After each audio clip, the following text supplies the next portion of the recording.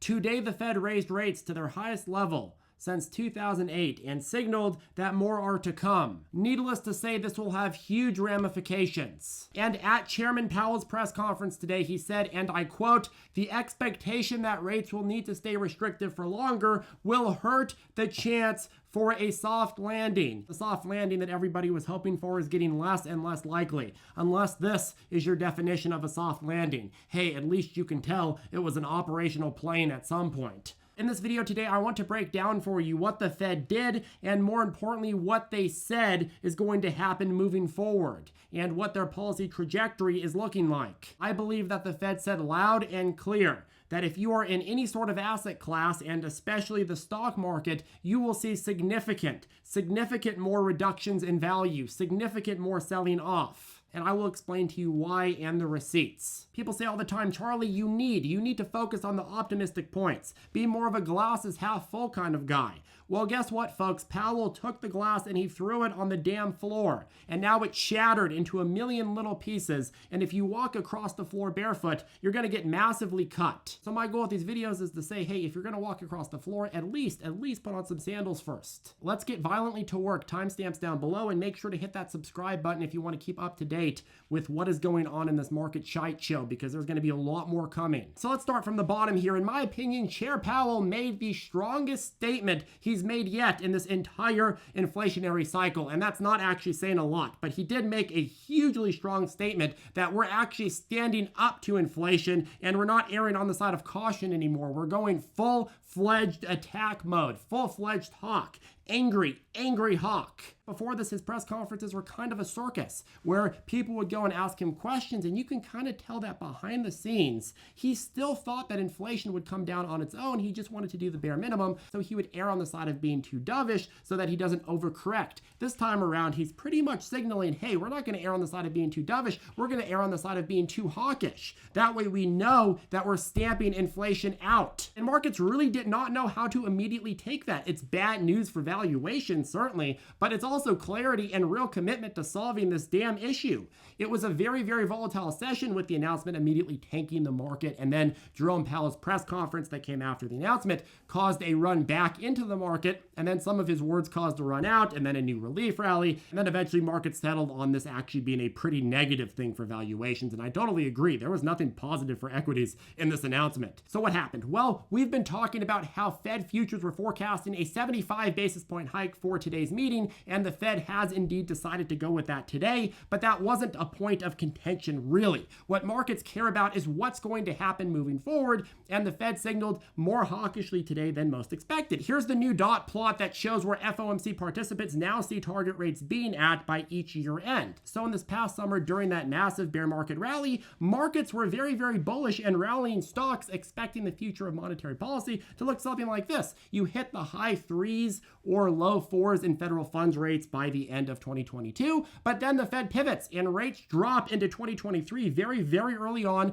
2024, and you quickly get back to a long-term rate at 250, if not lower. In other words, things go straight down after front-loading hikes in 2022. So basically everything is painful now, but in 2023, boom, straight down, markets go up. And that's why people are buying stocks in the summer. But FOMC participants in their report released today now expect a completely different scenario. They expect rates to top out at 4 to 450 at the end of the year, which is higher than markets had expected even for this year, and then go up even more into the end of 2023 between 450 and 5. With an official forecast meeting at 4.6 by year end 2023, 4.6%. And then only after that do rates start trailing back down ever so slightly into 2024, 2025, and then over the long run, they end somewhere around 250. It's not clear what they designate as the long run, maybe 2026, 2027. So instead of a front load of rate hikes and relief starting in 2023, there's a very strong consensus at the Fed that rates will go up more and stay up in 2023 rather than pivot and go back down, which means a whole other year that markets did not see coming of a massive central bank roadblock for the economy and pretty much anything in the financial market.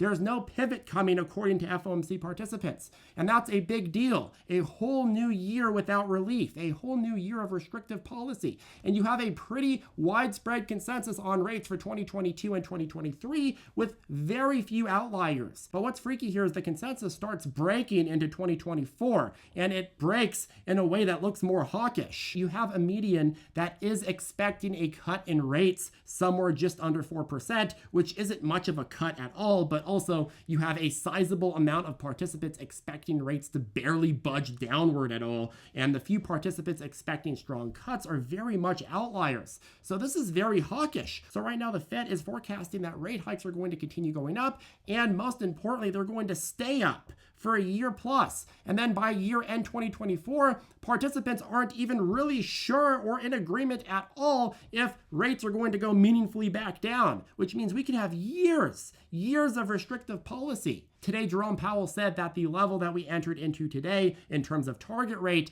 that is what he considers the beginning of restrictive policy zone. This dot plot suggests minimum 2 more years of extremely restrictive policy and some years after that of still restrictive policy above where the current rate is. Which again is a complete shift from the idea that all of the pain we would experience is in 2022 and then in 2023 rates would go back down very, very quickly. And as I would note, alongside this very, very hawkish trajectory that the Fed is laying out, FOMC participants, at least according to what Powell said today, they still believe that inflation is well anchored and expectations are well anchored heading into 2023. Households and businesses still think inflation is going to go down.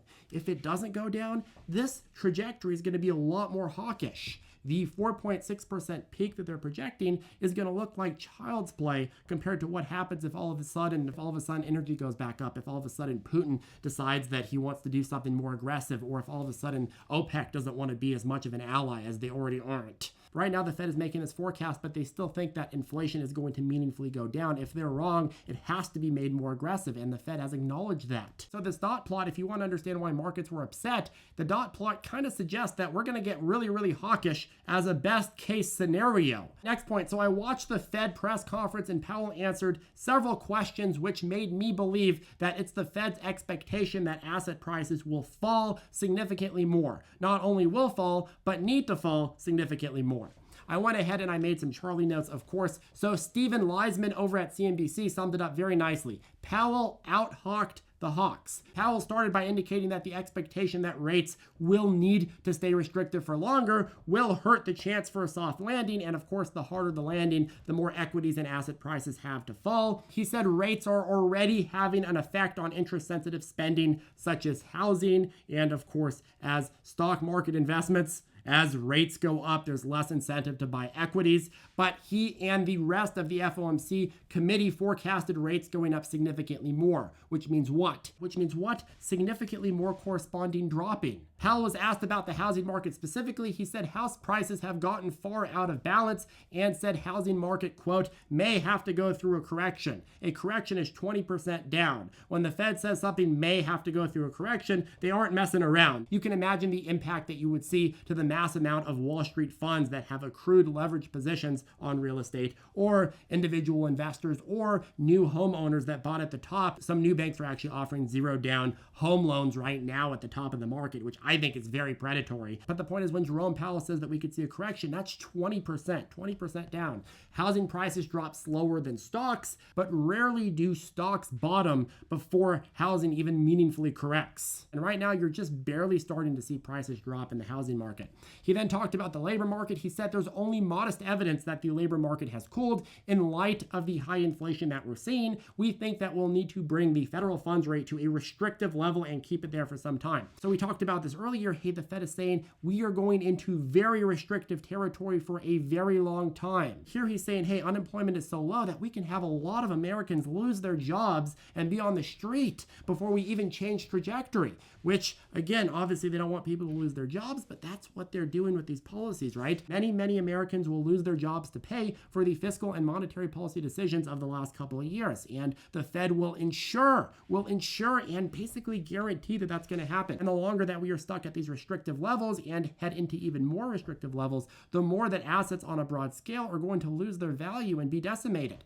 But there is this one statement that quite frankly stands above all the rest. Powell was asked about the amount of pain he is expecting us to experience, and he said basically, I don't know the amount of pain that we will experience. I don't know how long it will last, but it is going to be based on the timeline to hit our 2% inflation goal. This is a very, very hawkish and, dare I say, dire statement. He didn't say, oh, the amount of pain that we're experiencing is going to be based on the timeline where we start seeing a few months of downtrending inflation. No, he said it's going to be based on the timeline to hit 2% as an inflation goal. We may see a 2 or 3 month consecutive downtrend in inflation sometime in the next couple of quarters, but we're nowhere near a 2% inflation rate. We are on a completely different planet. If this is a 2% inflation rate, we're on a planet that's like way the hell over there. You could be Buzz Lightyear traveling at light speed and you still wouldn't get there anytime soon. So if you think about this statement very, very carefully, it quite frankly spells out a Fed that is signaling it will be at war with inflation for quite some time and will not